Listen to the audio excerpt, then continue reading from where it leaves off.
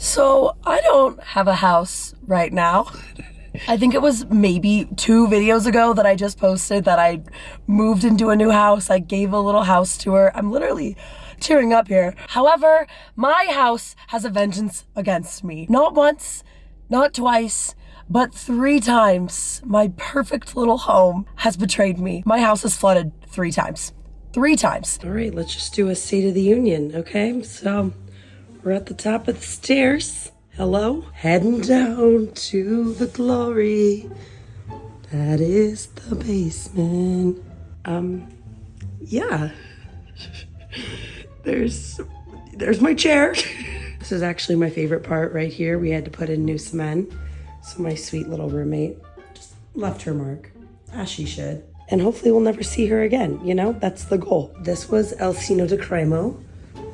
This is where a lot of stuff was taking place. If you make your way around the corner, oh, what's that? My bedroom. For some reason they left the bed, not really sure why. This used to be empty. Yep, still is. Looks like they're gonna be putting in a closet. That's so fun. Good stuff, y'all. Good ideas. I mean, yeah, this is my life right now. This is my life. My basement. Yeah, so that is the current state of the union. It happened one, glorious night where we had, 10 friends over. We're all enjoying each other. And I'm like, that's kind of weird. I'm walking around on the carpet downstairs and it feels a little spongy. Feels a little bit more wet than it should. I'm no engineering degree, but don't think carpets should be that wet. Getting a hold of our landlords. Luckily, we have amazing landlords. They lived in the home for an extremely long time, so there is a lot of love there. They're doing everything they can to get this fixed. I'm in good health and standing. All is going to be okay. It's just drama, It's just silly life drama. But I basically packed a bag that night when I was hanging out with all my friends. I'm like, I guess I'll see you when I see you because my room is flooding. So I've been very, very fortunate that I've had a place to stay. I will hopefully be back there soon, but that does mean that I am currently filming in my car right now because when I went back home just now to film this little video, contractors showed up. And I was like, you know what? You are more important than me. This is priority. YouTube, not so much. It's just been kind of a wild start to 2024. I know bad things come in 3s, and I'm pretty sure I've met my max of 3. And I'm also just sick as a dog right now. So it's a really happy year so far. Love January. That being said, I'm not a pessimistic person. I don't like to sit in my sadness, trying to find my silver linings in all of these situations. So right now I'm relying a lot on trying to make sure I'm boosting my immune system, staying healthy through this crazy winter season. It's like this right now in Utah. I can't be sitting at home all day, lounging in my bed. I have jobs to attend to. I have responsibilities to take care of. So balancing my mood, getting that stress resilience, all of that right now is being helped so primarily by AG1, which I'm so excited to say that I'm partnering with for this video. AG1 is a daily foundational nutrition supplement that supports whole body health. And what I just genuinely love about this product is that I feel in my daily life, I do not prioritize my vitamins, my minerals. I feel like I'm always on the go. I'm not finding amazing ways to sneak in those essential vitamins and minerals into my diet as easily as I used to when I was constantly at home. I was pretty hesitant at first because I do not love the taste of just a green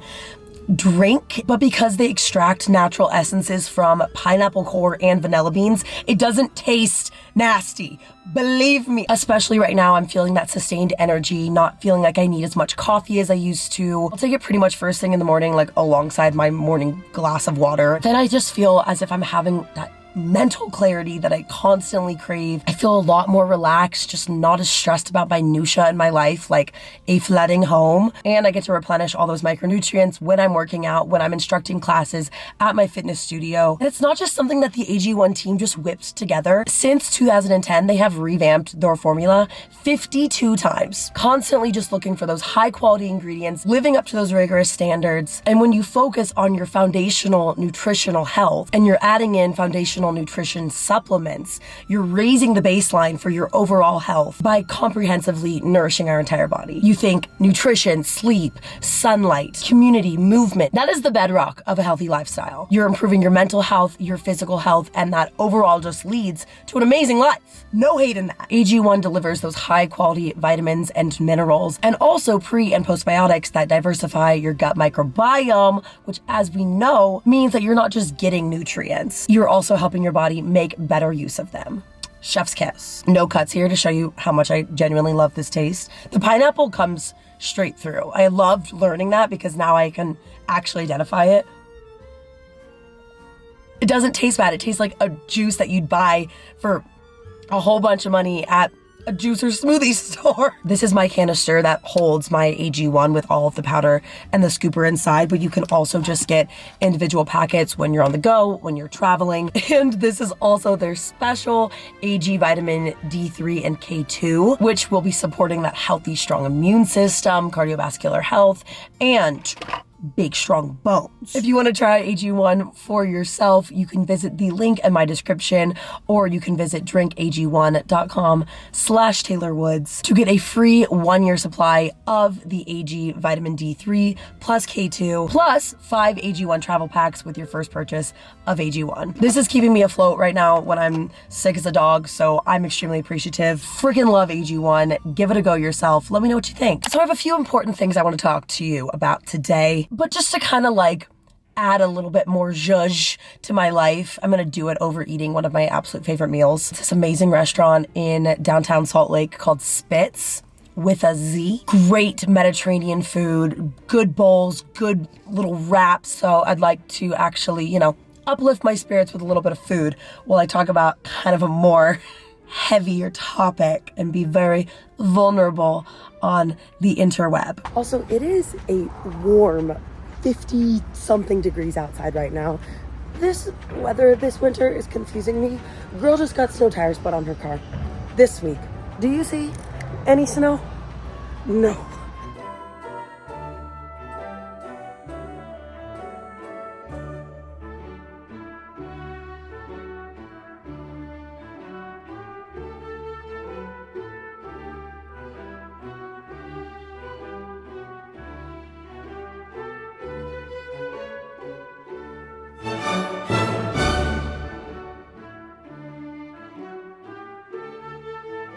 Can we just get like a quick little gorgeous montage of me chomping before I can formulate more thoughts for you? Thank you. Checking out you haters got bad news.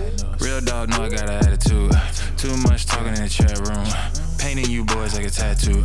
Thinking you step in the game and run up to... All right. Multitasking shall commence. Not one of my strong suits, but something I'm willing to do for you. Today I want to talk about something that I think has been kind of eating me alive in a weird way, and probably something I've genuinely alluded to, but just not really been so upfront and candid about. But in a way, I think a lot of us can relate to this, hopefully. And that's really about how I used to derive so much of my happiness and truly my overall mood to that of my fitness. And I don't mean that in a sense of I'm taking care of myself, so therefore I'm happy.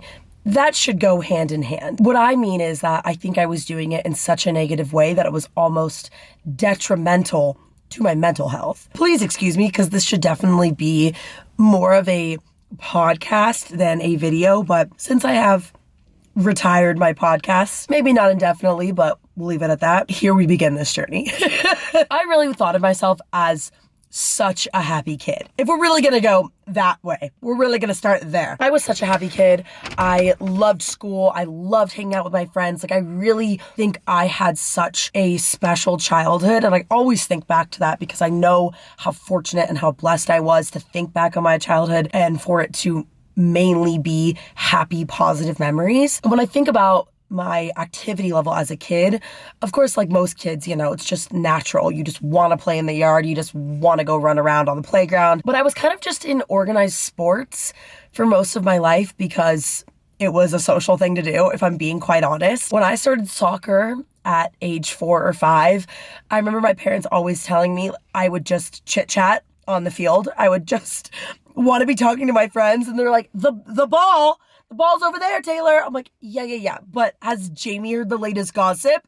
Not sure. So for me, everything was always just like this point of community. And then, fitness, being active came on top of that. When all of my friends were joining competitive all-star gyms, cheerleading gyms, when we were in, I think, 5th or 6th grade, I'm like, sign me up. Probably because I loved the people that I was cheering with so much. But I never thought of it as, I am doing this to be in shape. I don't think most people think of their sport like that. And that's a great thing. So it wasn't up until college when I finally kind of sat myself down and realized I'm not being coached. I don't have this team surrounding me. What do I do with my body? And I think it kind of led me down what I can now understand to be quite a bad path, because here I was thinking about fitness for probably the first time in my life and what that meant for me and my physical appearance for my body. And it just became me getting so influenced by the internet that I lost that love for movement just because it's movement and it's things I love to do. And when it's so contrived in that way, it isn't healthy, of course, but it also felt like, I don't know, almost as if that's where you were getting your sense of worthiness. Mind-boggling. Horrible. This is me reflecting back, not saying my current thoughts. But the first time I ever picked up weights in a gym setting was honestly in college. In high school, we conditioned strictly with body weight, and that was great. But the first time I was diving into weights was because there was this huge trend, of women finally making it normalized to be in the gym and to be picking up weights and all the amazing benefits that come from that. But here I am thinking, oh, I need to look this certain way, therefore I need to do these workouts. That was my mindset. And again, this starting for me, my freshman year of college, I'm 18 years old. These are formative years of your life. That's going to stick in your brain. And it did. And let me just also state the obvious that this is my own personal experience. Meaning this is not negative for everyone, but this is how I saw my own cycle of self-pity and maybe self-hate ultimately hurt me internally. And I can realize this now, but looking back, my 4 years in college were great. They were fun. I had a great education. I'm happy I went to the school I went to, but it was not the best 4 years of my life by any means. I think I was having some bad reactions to medication I was on. I think I just was not myself. And at the time, it felt like the only thing I could really control in my life was my fitness routine, because I think I felt so unhappy otherwise. And that's a hard thing to admit out loud because I don't think I ever wanted to, but it's kind of the truth. And sadly, this transcended past college when was in a place I wasn't happy to be living in a relationship that was no longer fulfilling me, just surrounding myself with people that were not my best people. And that happens in life, and that's okay. But I think as a result of that, it led me down this almost detrimental cycle of pouring myself in a very unhealthy way into my fitness routine and my workout schedule in a way that was not derived from joy. It was derived from like a punishment and an escape. I hope this is making sense. Okay, how long has this been in my teeth? Here I am thinking it was a good idea to eat and film. Knowing myself internally, as much as I said to myself, you're working out for 1 hour a day for your mental health. What that really meant in my mind was, if you don't work out for 1 hour a day, you're not meeting your goals, you're not trying hard enough, you're not good enough, you're not gonna ever have the body that you want, X, Y, and Z, all these falsities that are just so irritating and so not me. Like, to my core, I am not a competitive person. And you can look at that as a positive or a negative. I sort of just see it as neutral. It's just who I am. I'll be in the middle of like a 3-hour board game and I'm like, does anyone want to make some s'mores? I'm kind of bored here. And, the intensity is like up the hoo-ha. But there was something about this fitness culture maybe that made me this icky part of myself that I've never seen before and truly don't want to ever see again. And how silly is that? That it was all derived from my own insecurities, that it turned into a competition. And it wasn't even with other people. It was like with myself. And in other contexts, I would see that as drive and determination. If my goals were focused on skill and maybe something quantifiable, maybe I could justify it. But for me, it was a lot more superficial than that. So I guess I didn't really have this realization until the last few months. But when I started my YouTube channel, I was not in a very happy place. I started my YouTube channel because I felt like I had lost my identity as a human being. I was so invested into extracurriculars in college and all of my life always having some sort of club or team or other hobby that I was a part of, that when I graduated, I felt like I don't even know what I like to do anymore. I don't know what makes me happy. I don't know what makes me passionate. I don't know where I derive my happiness from. And I was at a job that I wholeheartedly didn't feel fulfilled at, where every single day I would choose to take my lunch break and walk around the city because I was trying to just feel inspired, I guess, in a way. And I would listen to podcasts or savvy music and just ponder and be all like, I'm sad, I'm in Seattle, which is so silly looking at now. But I just wanted so badly to find a hobby again. And it wasn't until that fateful day, maybe you've heard the story, where I walked into a coffee shop and I see a whole billboard of different listings for events and fun things in the city. And there was this really random posting, a flyer for an Italian fest that was happening in the coming weekends, where you eat Italian food and do Italian things and sing Italian songs. And something about that just awakened this weird need inside me to want to film it and vlog it and experience it with my friends and make a video about it. Because for the first time in so long, I felt connected to something. I felt inspired. Of course, the rest is history. I've been making my videos ever since. But I took a pretty niche category with my channel when I started openly sharing how much fitness was a huge part of my life. And perhaps that's honestly where I went wrong. It's like when you mix play with work and all of a sudden all the things that you enjoy are all the things that you now get paid for as well.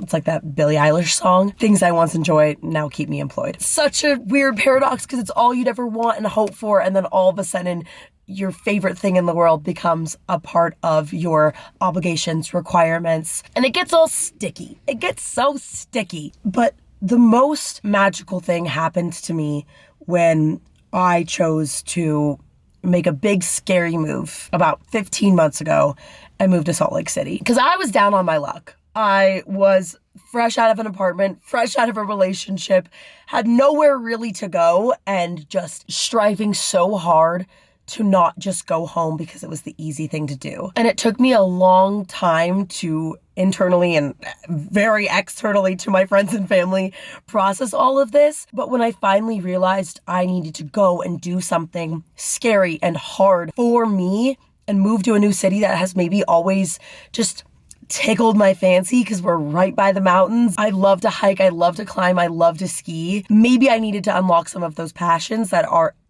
actually so much more inherently boosting my activity level without that force field behind me of saying you need to get yourself to the gym. It just felt like the perfect right move. And yeah, I knew no one here, and yeah, it was going to be scary, but sometimes that is what life calls for. And I don't think I recognized how truly unhappy I was until I felt real and true, genuine happiness here. And I just thank my lucky stars every single day for the people I've met here, for the opportunities I've been given, for the jobs I've taken a chance on and that have taken a chance on me, the delicious food places I get to try. It's just the things that set my heart on fire now are so much more real and tangible in my life. I think about my desire for community, mindfulness, movement, even like going back to the foundational nutrition supplements of AG1, link in the description. It's true, that's what makes us happiest as humans. And that is as a component. It's not just getting a good night's sleep will make you a better person. No, you got to raise the whole baseline together. You add in the nutrition, you add in the fitness, moving your body, taking care of it in a holistic way. That's how we become happier people, not pooping on ourselves, shitting on ourselves, I'll just say it, until we're convinced that we're happier because we take up less space in the world, or we're so dialed in on this dream of a physical appearance that we can't even enjoy our lives. Because that's where I was, unenjoying my life, because I was so wrapped up in my own little world, in my own little head, that my physique was the only thing that was important in life. So you may be asking yourself, Taylor, what is it that makes Salt Lake so cool? What is it that makes you so fundamentally happy here? And it's not necessarily Salt Lake or Utah. It's whatever place actually fills up your cup. If I'm gonna be that cheesy, I'm gonna be that cheesy. I think for so many years, I lived in places where I wished that it would be more like this, or I wish I had this group of genuine friends that become family and we live around the corner from each other. I even wished for a community around fitness that felt so loving and supportive, and it didn't just feel like me on this journey alone. And that was me also just stepping outside of my comfort zone, putting myself in scenarios where I would meet new people, getting myself into a fitness studio that I felt like I can actually be myself here, and I'm not too shy, I'm not putting on a front, and I don't show up to class nervous. I'm just excited because these are my people. I had to go and find it.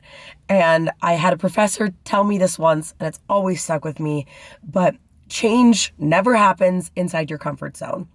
And I think I was a little bit too comfortable for a lot too long. So yeah, I think in this past year, I've shifted so much of my focus in my personal life away from the gym, away from fitness in that traditional sense, and really trying to exercise my mind. I'm getting so cheesy. Be as active and as fun outside as I can, and really just enjoy life. I believed just silly stuff for so long, where the only good workout I could get was with carrying heavy dumbbells in the gym, lifting them up and putting them back down. That is a great workout. Do not get it twisted. It wasn't fulfilling me after 6-7 years doing it. So I had to find that next best chapter where it felt like I was in control of where I was getting my happiness from. And that for me meant a lot of times in the mountains, a lot of beautiful long walks, exploring my new city, and then just the other parts of health where you're focusing on your community. You're making plans on a Tuesday night to cook dinner for each other because it's just a really beautiful communion of friends and what feels like family. I am getting much too deep into my 20s to not be that better person for myself and for others. And it felt so selfish for so long to focus so much of my day on myself. And I think truly that's what I hated the most about it. And there's so much life to be lived with other people. Legitimately, my senior quote was from How I Met Your Mother, which used to be my all-time favorite TV show, probably is still up there, at least top 5, top 10. And it's Barney Stinson who says, "Life is only legendary when your friends are there to see it." But it's true, this life is too beautiful to be lived alone. And now I'm just going straight into philosophical talk. But I think more than anything, it's just gratitude that I want to express for this new, enlightenment that I've had, for this new chapter of my life that I've been blessed with, to know that there is a larger, better, bigger light on the end of that tunnel that you never thought was there. There is good things in this world, even when it feels like you're in your deepest, darkest place, like I was last year and even years before that. Things get better, we change, and we evolve, and that is okay. And I think in a weird way, I'm grateful that fitness is not at this center point in my life anymore, but more just like a little sidekick. She's along for the ride. She's helping me when I can. She's helping me be active, kind of thinking about why I want to move my body, but never feeling like it was something that if I didn't do, I would never achieve eternal happiness, because there's so much freaking more to life than that. I don't really think this sums it all up, but I think at this point I'm kind of in that range of going philosophical, like standing on my high horse sort of thing. And we don't need that. Not at all. That being said, take care of yourself, all right? Think of what makes you happiest in life, and think about anything that might be interfering between you and that point. What can be done? What can we handle? What can we actually control in a very healthy way? I still have so much to work on every single day, but at least I feel that I'm grateful I'm in this point right now, or I do not feel that I'm in this combative relationship with fitness anymore. Thank the frickin' Lord. Whoa.